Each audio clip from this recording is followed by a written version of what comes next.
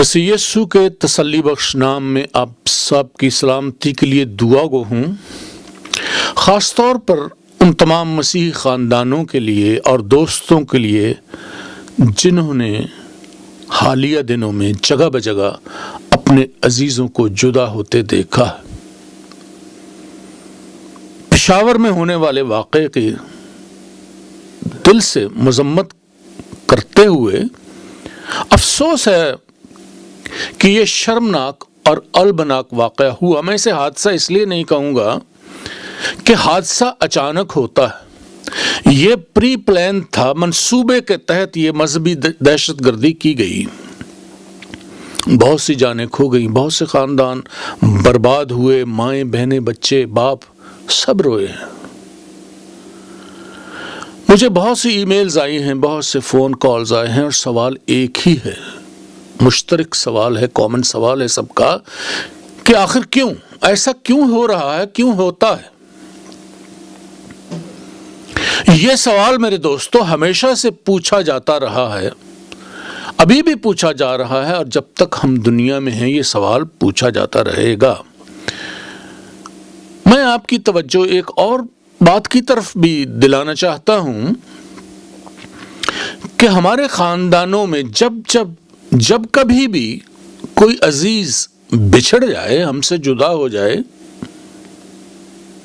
चाहे वो उम्र की वजह से हो, बीमारी की वजह से हो, जिसका सफर जिंदगी में पूरा हो गया और हमारा अजीज चला गया, हम अफसुर्दा होते हैं, मातम करते हैं, दुखी होते हैं, दिल हमारा सदमे से भर जाता है।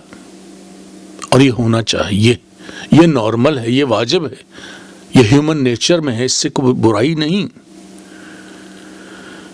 लेकिन आज जब मैं आपसे मुखातिब हूं तो मैं उन खानदानों से भी मुखातिब हूं जिनके अजीज चले गए हैं और ख़ास तौर पर उन हादसों में जिन्हें मजहबी दहशतगर्दी भी कहा जाता है। जैसे मैंने पहले अर्ज किया, मुझे बहुत से सवालात मिले हैं, लेकिन एक सवाल ऐसा है जो हर तरफ से एक ही है, कॉमन है।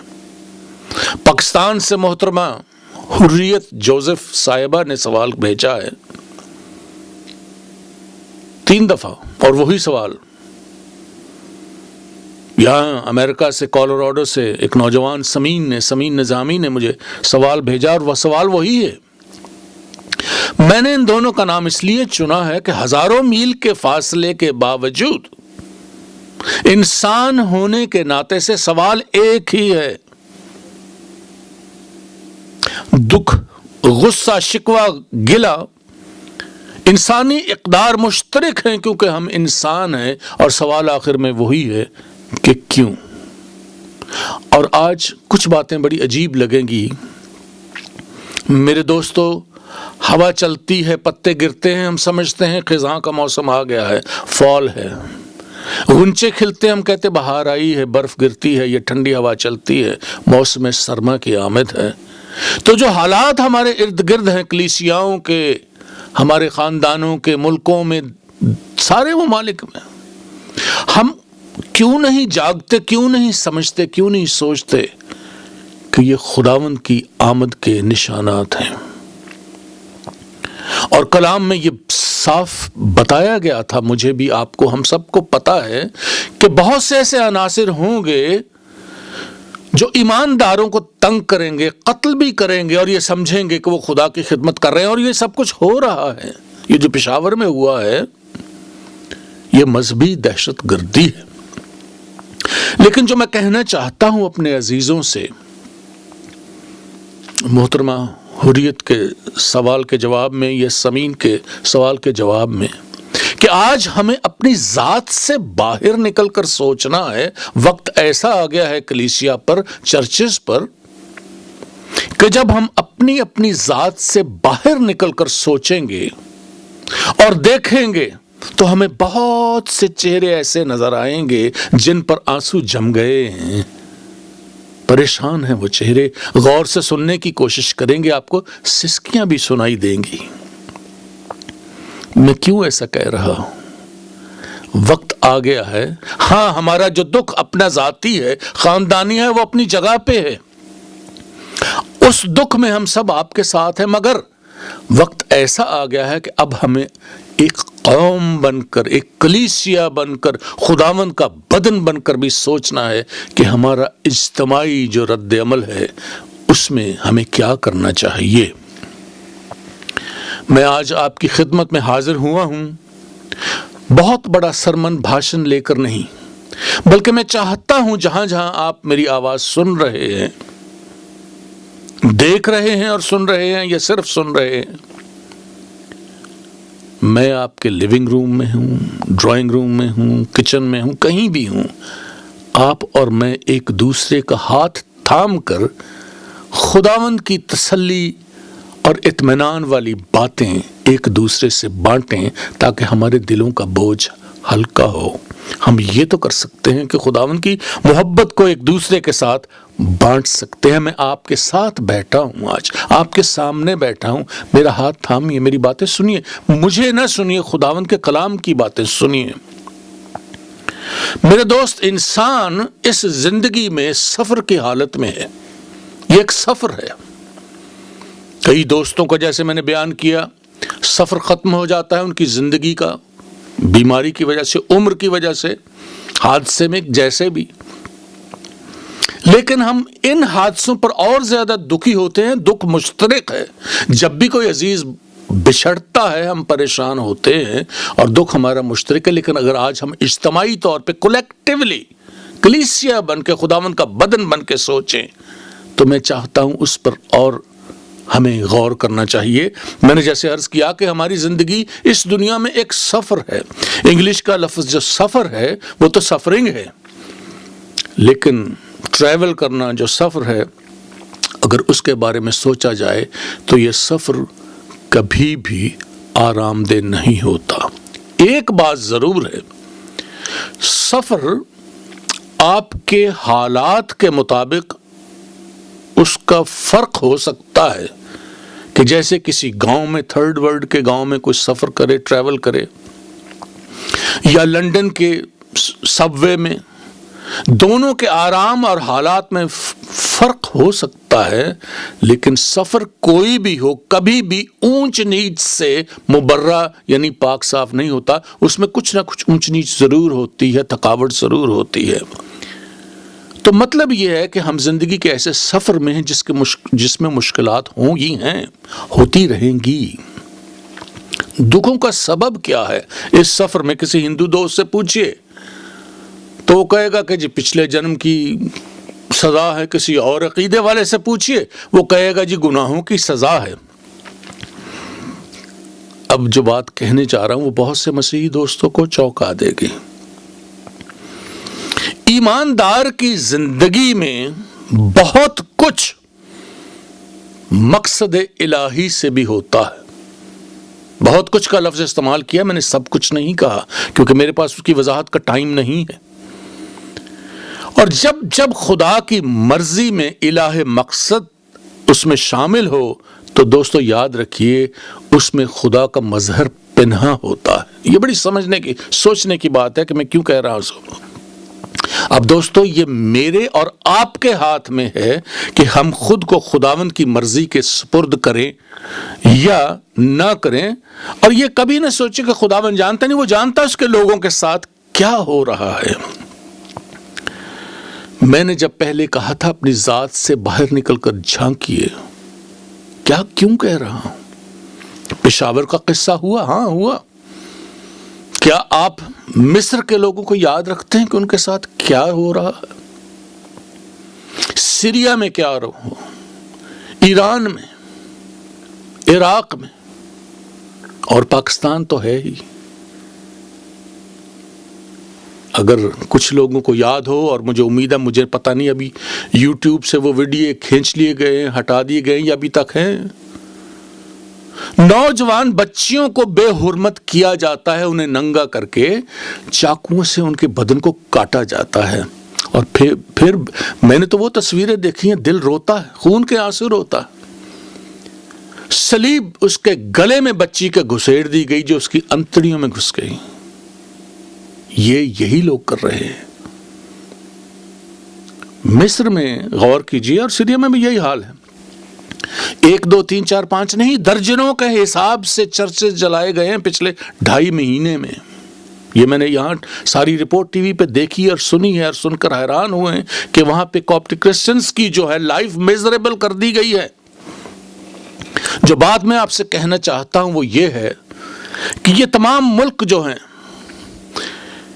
یہ امن کا، محبت کا ڈھنڈورا پیٹتے ضرور ہیں، لیکن یہ ساری لپ سروس ہے۔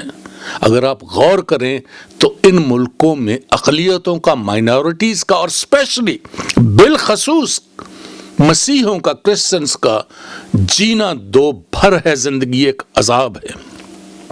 کبھی کبھی میں تنہائی میں میری آنکھوں سے آنسو گرتے ہیں، میں اپنے بال نوچتا ہوں۔ میں جانتا ہوں کئی لوگ ایسے ہیں جو میرے اس خیال کو میرے ساتھ شیئر کرتے ہیں۔ یہ وہ لوگ ہیں میرے دوستو جو ویسٹ میں آ کر رہنا چاہتے ہیں، رہتے ہیں، لائف انجوائے کرتے ہیں، اور جو لفظ میں بولوں گا اسے سنیے کہ یہاں پہ آ کے ان ملکوں میں اپنے بہت سی باتیں ایسی کرتے ہیں، حقوق ڈیمانڈ کرتے ہیں، اپنے رائٹس ڈیمانڈ کرتے ہیں۔ بھائی حالانکہ یہاں پہ آلریڈی آزادی ہوتی ہے ان ملکوں میں، پھر بھی یہ ڈیمانڈ کرتے ہیں۔ جو افسوس کی بات ہے، جو کہنا چاہتا ہوں وہ یہ ہے کہ سیم حقوق جو یہاں پہ مانگتے ہیں مسیحی ملکوں میں یا ویسٹ میں، یہ اپنے اپنے ملک میں اپنی اپنی اقلیتوں کو نہیں دیتے۔ یہ ہپوکریسی کی انتہا ہے۔ اور میرے دوستو، میرے پیارے بہن بھائیو، عزیزو، مسیحوں کے لیے ان تمام ممالک میں کہیں نہ کہیں، کسی نہ کسی جگہ پر، ہر روز، ہر لمحہ کوئی نہ کوئی پشاور، کوئی نہ کوئی 9/11 ایک تلوار بن کر ان کے سروں پر لٹکتا ہے۔ ہر سانحہ کے بعد بہت سے لیڈر نیوز میں آنے کے لیے سیاسی بیانات ضرور دیتے ہیں۔ ایسے ہی ویسٹ میں کچھ لوگ بھاگ دوڑ شروع کر دیتے ہیں، نتیجہ کچھ نہیں نکلتا، چند دنوں کے بعد معاملہ دبا دیا جاتا ہے اور پھر ہم وہیں کے وہیں کھڑے رہتے ہیں۔ دل اداس ہوتا ہے، دکھی ہوتا ہے، دل ٹوٹتا ہے، ہم روتے ہیں۔ اور وہ جانیں جو چلی گئیں، جو شہید ہو گئیں، ان کے ساتھ ساتھ ان لوگوں کے لیے آج میں بہت اداس ہوں، بہت پریشان ہوں جو بچے ہیں، جن کے عزیز چلے گئے، لواحقین کے لیے میں پریشان ہوں۔ اور میں چاہتا ہوں ہم کلام کی روشنی میں کچھ باتیں، محبت کی، تسلی کے بول ایک دوسرے کے ساتھ بانٹیں۔ میں نے یہ ابتدا میں سارا اپنا دل ہلکا کیا ہے آپ کے ساتھ۔ خداوند کے پیار اور وعدوں میں ہم ایک دوسرے کے ساتھ تسلی کے بول ضرور بانٹ سکتے ہیں۔ اور سب سے پہلے میں یہ کہوں گا کہ ہمارے خداوند نے کہا تھا کہ میں تمہیں اپنا اطمینان دیے جاتا ہوں۔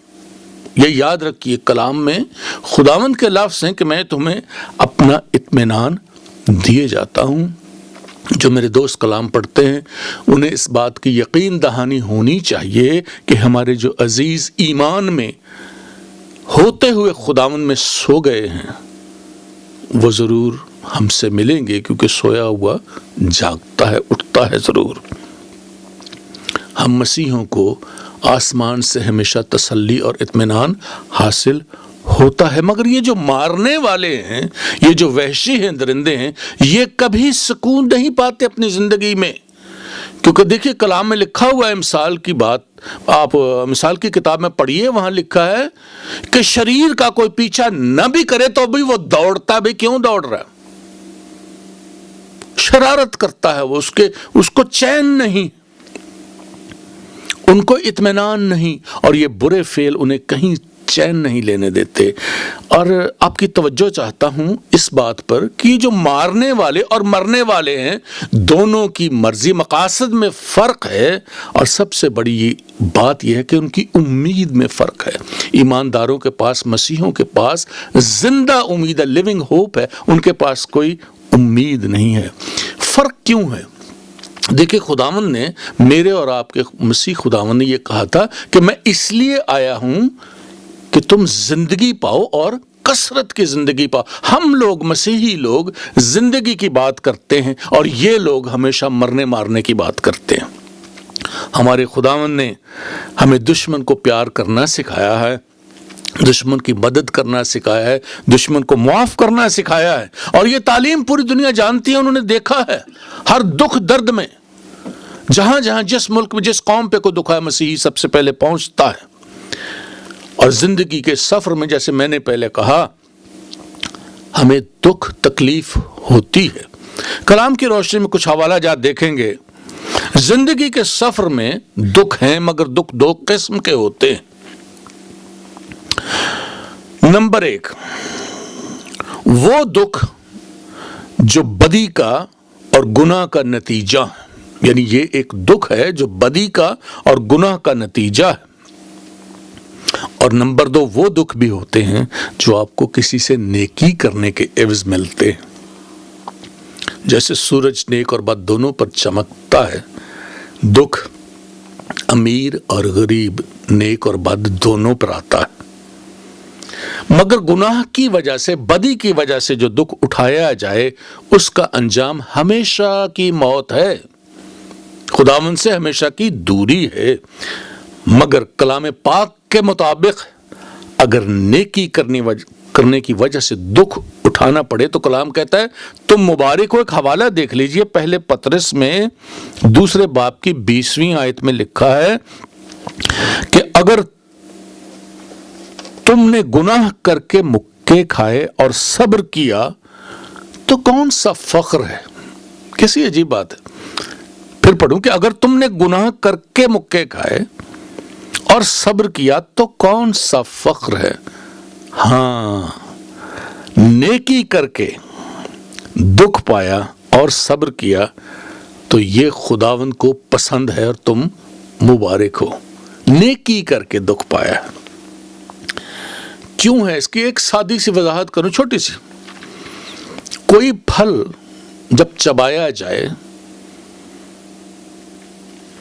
چکھا جائے تو اس کی اصل کا پتہ چلتا ہے۔ اسی طرح مہدی کے جو ہینا کے پتے ہیں، جب وہ پستے ہیں، پسنا اتنا آسان نہیں ہوتا جیسے انسان، میں اور آپ نیکی کی وجہ سے پستے ہیں۔ وہ کہتا ہے ہنا جب پستی ہے تو اپنا رنگ دکھاتی، پتہ چلتا ہے ان پتوں میں کیسا رنگ ہے۔ اور ہر ایماندار کے ایمان کا اور خداوند سے وفاداری کا امتحان یہی ہے کہ وہ پسنے کے حالات میں بتائے کہ خداوند سے اس کی وفاداری کیسی ہے اور اس میں ایمان کا رنگ کتنا ہے۔ میں تمام دوستوں سے ہاتھ باندھ کر دست بستہ یہ عرض کروں گا کہ ان تمام حالات میں اپنے ایمان کو تھام کر رکھیے۔ ایک اور حوالہ دیکھتے ہیں، ایوب نبی کی کتاب میں جائیں۔ سب سے بڑی جو عجیب بات ہے، پہلی ہی آیت میں خداوند کا کلام ایوب کے بارے میں ایک ایسی بات کہتا ہے جو کاش کہ وہ بات میرے اور آپ کے لیے بھی کہی جائے۔ یہ بہت بڑی بات خداوند کی روح کہتی ہے کیا ایوب کے بارے میں کہ وہ راست باز تھا۔ خداوند گواہی دے رہا ہے کہ ایوب راست باز تھا۔ اور میں چاہتا ہوں آپ پہلا باب پھر سے پڑھیے، آپ نے بہت دفعہ پہلے پڑھا ہوگا، پھر پڑھیے، غور کیجئے۔ اس راست باز شخص کا سب کچھ جاتا رہا، سارے بچے بھی چھن گئے، جائیداد مال و دولت سب جاتا رہا۔ اور پہلے باب کی 21ویں اور 22ویں آیت کو پھر سے پڑھیے گا غور سے، 2 باتیں بڑی عجیب ہیں وہاں پہ۔ وہ کہتا ہے ایوب سب کچھ جاننے کے بعد، اپنی بیوی کے تانے سننے کے بعد ایک بات کہتا ہے، خداوند تو نے دیا، تو نے لیا، تیرا نام مبارک ہو۔ لیکن دوسری بات پھر بڑی عجیب کہتی، کلام نے بتائی ہمیں کیا کہ ان سب حالات میں ایوب نے کوئی گناہ نہ کیا۔ کیوں یہ کہا گیا تھا میرے اور آپ کے لیے کہ ان تمام حالات میں ایوب نے کوئی گناہ نہ کیا؟ یہ اس لیے بتایا گیا کہ جب انسان کی زندگی میں اونچ نیچ آتی ہے، مشکل حالات کا فیس کرنا پڑتا ہے، ان کا سامنا کرنا پڑتا ہے، تو شیطان گھات لگائے بیٹھا ہے۔ وہ اس لمحے کے لیے منتظر ہے۔ وہ جانتا ہے کہ اب انسان کمزور ہے، اس پر حملہ کامیاب ہو سکتا ہے۔ وہ آپ کے ذہن میں بڑے بڑے شک ڈالے گا اور خدا کی بابت بہت سے سوالات جو آپ کے ذہن میں نہیں آنے چاہیے وہ ڈالتا ہے۔ وہ گھات لگا کے بیٹھا ہے کیونکہ جانتا ہے یہ اب کمزور ہے، اس کا ایمان کا بیڑا غرق کیا جا سکتا ہے۔ شیطان چال باز ہے میرے دوستو، یہ تو کلام کہتا ہے۔ وہ یہ چاہتا ہے کہ ہم اس کمزوری کی حالت میں اس کی سنیں اور خداوند کے فیصلوں پر تنقید کریں، کیونکہ جب کبھی ایماندار خداوند کے فیصلوں پر تنقید کرتا ہے تو وہ ایک ناشکر گزاری کی تصویر ہے، اور جب ہم ناشکر گزاری کے درجے پہ پہنچتے ہیں تو ہم اس کی الوہیت کو، اس کے فیصلوں کو للکارتے ہیں، اور جب ایسا ہوتا ہے تو اس کا نتیجہ بڑا ہی عجیب نکلتا ہے، بڑا بھیانک نکلتا ہے، اور وہ یہ ہوتا ہے کہ ہم برکات الہی سے ہاتھ دھو بیٹھتے ہیں، اور یہی شیطان کی چال ہے۔ میں اپنے دوستوں سے، اپنے خاندانوں سے، اپنے بہن بھائیوں سے، آپ سب سے یہ کہوں گا جن کے عزیز چلے گئے، کہ ہمیشہ یاد رکھیے خداوند نے کہا تھا قیامت اور زندگی میں ہوں، وہی ہے زندگی کا مالک، وہی ہے جس کے ہاتھ میں سب کچھ ہے۔ ہمارے محترم بزرگ پادری کینن برکت اللہ صاحب کی ایک کتاب ہے، اس کا نام ہے شہیدان گارتھج، مل جائے ضرور پڑھیے۔ وہ تاریخ بتاتے ہیں ابتدائی کلیسیاؤں کی۔ ابتدا میں کلیسیا کے یہ حالات تھے کہ ایسے ہی سفاک لوگ تھے، ظالم لوگ، اور کلیسیا کے لوگوں کو پکڑ کر، زندہ لوگوں کو پکڑ کر شیروں کے سامنے ڈال دیتے تھے۔ اور پھر تاریخ یہ بتاتی ہے کہ وہ لوگ وہ تھے، ان کا ایمان ایسا تھا، اتنے مضبوط تھے خداوند کے ساتھ، وہ انہوں نے کبھی نہ خداوند کا انکار کیا، نہ اپنے ایمان سے پھرے، اور ان لوگوں کے لیے جو انہیں ستاتے تھے، شیروں کی ماندوں میں ڈالتے تھے، ان کے لیے انہوں نے دعا کی ان کے سامنے۔ یہ ہے وفاداری، یہ ہے ایمان۔ اور اسی کتاب میں آپ کو ایران کی نستوری کلیسیا کا ذکر ملے گا۔ اگر آپ اس کلیسیا کے حالات پڑھیں تو وہ کھولتے ہوئے تیل میں، ابلتے ہوئے تیل میں مسیحوں کو پھینک دیتے تھے۔ پھر بھی آج تک تاریخ اس بات کی گواہ ہے، شاہد ہے تاریخ، کہ ان مسیحوں نے کبھی خداوند کا انکار نہیں کیا تھا، اور کلام کے حکم کے مطابق اپنے ستانے والوں کے لیے دعا کی تھی۔ میرے عزیزو، خداوند کی تعلیم میں اور یہ جو وحشی درندے آج میرے اور آپ کے ارد گرد ہیں، ان کے طرز عمل میں اس کی تصویر بڑی عجیب ہے، بڑے فرق ہیں۔ یہ لوگ، ہم نور کے فرزند ہیں، کلام کہتا ہے کہ ہم نور کے فرزند ہیں، اور یہ تاریکی کے فرزند ہیں، اور جو راستہ نور کے فرزندوں کے لیے ہے، ہندی میں سکڑا لفظ استعمال ہوا ہے، وہ راستہ تنگ ہے، سکڑا ہے، نیرو پیتھ ہے۔ آج میں اور آپ جو روشنی کے فرزند ہیں، ہمارے لیے جب ہم اس سکڑے راستے پر جا رہے ہیں تو یہ مشکلیں ہیں، ہوں گی۔ ایمان کو تھامے رہیے۔ کلام کا ایک حوالہ دیکھتے ہیں، اعمال کی کتاب 14ویں باب کی 22ویں آیت دیکھیے، اور خداوند آپ کو وقت دے، اوپر نیچے کی بھی 2-3 آیتیں ضرور پڑھ لیجیے گا، لیکن 14ویں باب کی 22ویں آیت اعمال کی کتاب میں سے، بک آف ایکٹس میں سے پڑھیے۔ وہاں کے جو حالات تصویر اس وقت وہ یہ ہے کہ پالوس کو سنسار کیا گیا، اور جو شاگرد ہیں وہ کلیسیا کو نصیحت کر رہے ہیں کہ اپنے ایمان کو تھامے رہیے، ایمان کو ہاتھ سے نہ جانے دی۔ اور جو آیت میں پڑھنا چاہتا ہوں 22ویں آیت، اس میں لکھا ہے کہ ضرور ہے کہ ہم مصیبت سہ کر خدا کی بادشاہی میں داخل ہوں۔ بھائی کیوں؟ کیا باپ کی محبت کم پڑ گئی؟ بالکل نہیں۔ آپ پہلے کرنتھیوں میں جائیں، 10ویں باب کی 13ویں آیت میں لکھا ہے کہ وہ تمہاری طاقت سے باہر تمہیں آزمائش میں نہیں پڑنے دے گا۔ تو پھر آزمائش کیوں ہے؟ میں نے ایک پیغام پہلے ریکارڈ کیا تھا فاصلہ کے نام سے، اور اس میں یہی آپ کو بتایا تھا کہ امتحان جو نہ کبھی لے وہ محبت ہی نہیں۔ محبت جو بھی ہے، اگر وہ سچی ہے، اچھی ہے، وفادار ہے، تو ہمیشہ آزمائی جائے گی۔ بھائیو، خدا کی محبت مسیح کو صلیب تک لے گئی، یہ کیا ہے؟ اس نے ثابت کیا کہ میری محبت انسان سے سچی ہے اور پکی ہے۔ آزمائش ایمان کی ہے، آزمائش محبت کی ہے، ایمانداری کی ہے، ثابت قدمی کی آزمائش ہے، ہماری وفاداری کی آزمائش ہے کہ ہم خود اپنے خداوند سے کس حد تک وفادار ہیں، کیونکہ شیطان ہم سے چاہتا ہے کہ ہم اس کا انکار کریں، وہ انکار کروانا چاہتا ہے، اور دوسری طرف خداوند چاہتا ہے کہ ہم ہر حالات میں اس سے وفاداری کریں۔ دیکھیں ایوب کی کتاب میں جائیے، پھر دوبارہ 23ویں باب کو پڑھیے اور 10ویں آیت اوپر نیچے 2 آیتیں اور پڑھ لیجئے. یہ بڑی خوبصورت یار دوستو بات کی گئی ہے. ایوب کہتا ہے کہ جب وہ مجھے تائے گا تو کیا ہوگا؟ کہتا میں سونے کی مانند کھرا نکل آؤں گا. مطلب کیا ہے کہ سونا تب تک خالص نہیں ہوتا جب تک وہ آگ کی بھٹی میں سے نہ گزرے.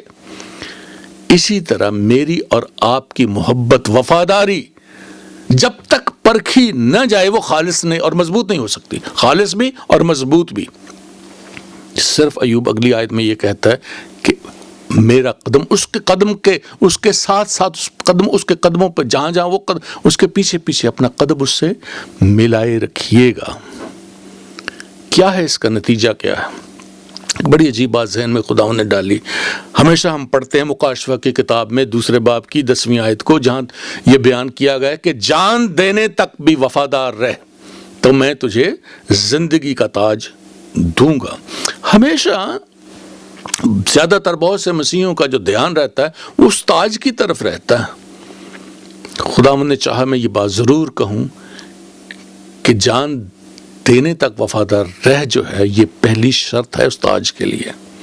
خداوند جانتا ہے کہ اس ایمان کی جنگ میں جو شیطان کے ساتھ اس دنیا میں اس وقت ہے، ایماندار کی جان جا سکتی ہے. اس لیے وہ کہتا ہے کہ جان دینے تک بھی وفادار ہے تو میں تجھے زندگی کا تاج دوں گا. خداوند جانتا ہے کہ کیا ہو رہا ہے اس کے لوگوں کے ساتھ. عزیزو، میری دعائیں ان جانوں کے ساتھ ضرور ہیں جو شہید کی گئی. ارے بھائی، وہ تو عبادت گاہ میں گئے تھے عبادت کرنے. وہ جو 12 سال کی بچی مصر میں جسے شہید کیا گیا، سنڈے اسکول سے نکلی تھی. سیریا میں جو دوسری لڑکی جسے مارا گیا وہ بھی چرچ سے نکلی تھی. وہ تو خداوند کی تعریف کرنے گئے تھے. ان کا قصور کیا تھا؟ صرف انہیں یہ پریشر کیا گیا تھا مسیح کا انکار کرنے کے لیے، لیکن خدا کے نام کی حمد تعریف انہوں نے نہیں کیا، بچوں نے نہیں کیا، اور وہ شہید کر دیے گئے، مار دیے گئے. پشاور میں کیا ہوا؟ عبادت کرنے گئے لوگ، مائیں بچوں سے ہاتھ دھو بیٹھی، بچے چلے گئے، خاوند چلے گئے، بھائی کیا ہوا ہے؟ شرم آتی ہے ایسی باتیں کہتے ہوئے کرتے ہوئے، لیکن ان درندوں کو کوئی رحم نہیں آتا. میں ان لواحقین کے لیے، وہ لوگ جو بچ گئے ہیں، جو خاندان کے باقی لوگ دکھی ہیں، افسردہ ہیں، جن کے دل رو رہے ہیں، ان کو یہ کہوں گا کہ عبرانیوں میں 12ویں باب کی 6 آیت میں لکھا ہے کہ خداوند پیار کرتا ہے تو آزماتا بھی ہے، تنبیہ بھی کرتا ہے. حوصلہ رکھیے. یہ جو پشاور کا واقعہ ہوا ہے نا پاکستان میں، یہ نیا نہیں ہے میرے دوستو. دوسرے شہروں کے ہونے والے تمام واقعات، ان کے زخم بھی ویسے ہی رشتے رہتے، تازہ ہیں، لیکن مسیحی بے بس ہیں، مائنورٹی ہیں. ان کی آواز کوئی سنتا نہیں، صرف خداوند ہے ان کے ساتھ. وہ خداوند کے بل بوتے پر زندہ ہے، اور یہ وحشی جو سلوک ان سے کرتے ہیں وہ ہمیشہ کرتے رہیں گے. یہ ہوتا رہے گا، یہ تو ہے، ہونا ہے. یہ ہمارے ایمان کی ایک ریس ہے جس میں ہم حصہ لے رہے ہیں، کیونکہ یہ سب مذہب کی آڑ میں ایسا کر رہے ہیں اور کرتے رہیں گے. یہ جو گھنونی حرکتیں ایسے کرتے ہیں، یہ کبھی ایک بات نہیں سوچتے. میرے ذہن میں یہ نہیں آیا کہ ایسی حرکتیں کر کے یہ اپنے آپ کو کتنی عزت دیتے ہیں، دلواتے ہیں، کیونکہ ان کے چہرے سے تو گھنونا نقاب اٹھتا ہے، ان کی اصلیت سامنے آ جاتی ہے، اور دنیا میں ہر ممالک میں، سارے ملکوں میں انگلیاں ان کی طرف اٹھتی ہیں. کوئی سوچتا ہی نہیں ان کے بارے میں. سوال جو شروع میں اٹھایا گیا تھا وہ یہ ہے کہ آخر ایسا کیوں؟ اور میں اس پیغام کو ختم کرنے سے پہلے اس کا جواب دینا چاہتا ہوں. یہ کیوں ایسی شیطانی حرکتیں کرتے ہیں؟ میرے دوستو، ان میں شیطان بستا ہے، شیطان کا بسیرا ہے ان کی زندگیوں میں. اگر آپ کلام کی روشنی میں دیکھیں تو مسیحی کے لیے، ایماندار کے لیے خداوند کا کلام کیا بتاتا ہے. پہلے کرنتھیوں میں جائیں 3 باب کی 16ویں آیت میں لکھا کہ تم خدا کا مقدس ہو اور خدا کا روح تم میں بسا ہوا ہے. تم خدا کا گھر ہو، میرے، آپ کے لیے، آپ کلیسیا کے لیے. دوسرا حوالہ بھی ایسا ہے، 2 کرنتھیوں میں 6:16 میں لکھا ہم زندہ خدا کا مقدس ہیں، یعنی گھر ہیں.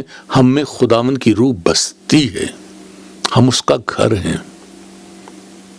تو جب ہمیں یہ پتہ چلا کہ خداوند کا روح مجھ میں آپ میں بستا ہے، ہم وہ گھر ہیں جس میں پاک روح کا بسیرا ہے، تو ایک حوالے کی طرف غور آپ کو لے کے جاؤں گا۔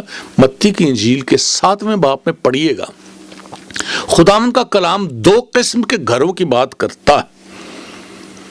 ایک گھروندہ وہ ہے جو ریت پر تعمیر کیا گیا، اور ایک گھر وہ ہے جو چٹان پر بنایا گیا۔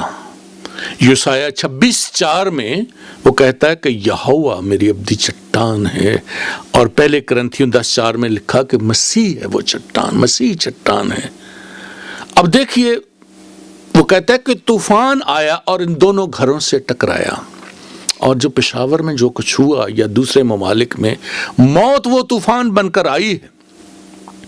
پتہ کیا چلا ہے؟ ریت کا اگر گھر ہے آپ کا وہ بکھر جائے گا، لیکن جو گھر اٹل ہے، جس کی بنیاد چٹان پر ہے، مسیح پر ہے، وہ گھر قائم رہے گا۔ اور میرا سوال آج آپ کے ساتھ یہ ہے کہ اگر آپ کا ایمانی گھر چٹانی گھر ہے تو آپ کے لیے زندگی کا تاج محفوظ ہے۔ داؤد کے لیے خداوند نے کہا تھا کہ مین آف مائی ہارٹ، میرے دل کا پسندیدہ آدمی۔ داؤد سے زیادہ بھوشوانیاں شاید ہی کسی کو ملی ہوں گی۔ آپ کا دھیان زبور 119 کی طرف لے جاتا ہوں، 3 آیتیں نوٹ کر لیجئے گا، انہیں بعد میں پڑھ لیجئے گا۔ 68 ورس 68ویں 71 اور 75ویں آیت، انہیں خود پڑھ لیجئے گا، آپ کو پتہ لگے گا داؤد کیا کہہ رہا ہے خداوند سے، کیسے باتیں کر رہا ہے اپنے دکھ کے حالت میں۔ لیکن مجھے جو بات آپ سے کہنی وہ یہ ہے کہ اس نے کہا کہ خداوند وفاداری ہی سے تو نے مجھے دکھ میں ڈالا۔ وہ خداوند کو کہہ رہے کہ تو نے مجھے دکھ میں ڈالا، تو تو میرے سے وفادار ہے، تو نے مجھے دکھ میں ڈالا، تو نے نبھایا ہے تاکہ میں مضبوط ہو جاؤں۔ یہ جو دکھ کلیسیاؤں پہ آ رہے ہیں، خداوند کی آمد سے پہلے خداوند چاہتا ہے کہ اس کی کلیسیا، اس کے لوگ، ان کا ایمان، ان کی امید زندہ رہے اور وہ مجھ میں مضبوط رہیں۔ اور یہی جو میں نے آپ کو حوالہ دیا ہے 119ویں زبور کا، اس میں داؤد کی 7 لفظوں کی دعا ہے، اسے پلے باندھ لیجئے، اپنے دل پر نقش کر لیجئے، یہ آپ کو ہمیشہ کام آئے گی۔ داؤد کہتا ہے تیری شفقت میری تسلی کا باعث ہو، تیری شفقت میری تسلی کا باعث ہو۔ اور داؤد کے ساتھ مل کر میری دعائیں اپنے تمام مسیحی خاندانوں کے لیے ہیں کہ خداوند کی شفقت ہم سب کی، آپ کی، کلیسیا کی، جہاں جہاں جس شہر میں، جس ملک پہ ان میں ستاؤ ہے، خداوند کی شفقت آپ سب کی تسلی کا باعث۔ محتاط رہیے بس ایک بات میں، اپنے ایمان کو ہاتھ سے نہ جانے دئیے۔ میرا اور آپ کا ایمانی گھر محض ایک ریت کا گھر نہ ہو، ایک ریت کا گھروندہ نہ ہو، بلکہ میرا اور آپ کا گھر چٹانی گھر ہو۔ اگر ایمانی گھر ابدی، روحانی اور چٹانی گھر ہے تو وہ سلامت رہے گا۔ اور عزیزو، اگر آپ کا ایمانی گھر چٹانی ہے تو زندگی کا تاج، برکت، بخشش، ہمیشہ کی زندگی کا انعام آپ کے لیے ہے۔ خداوند اپنے وعدوں میں بہت سچا ہے، اور کلام کہتا ہے وہ نزدیک ہے۔ ایمان کو تھامے رہیے گا، خداوند کا اطمینان اور تسلی آپ کا حصہ رہے۔ خداوند آپ کے ساتھ ہو، برکت دے، اپنا اطمینان اور تسلی دے۔ آمین۔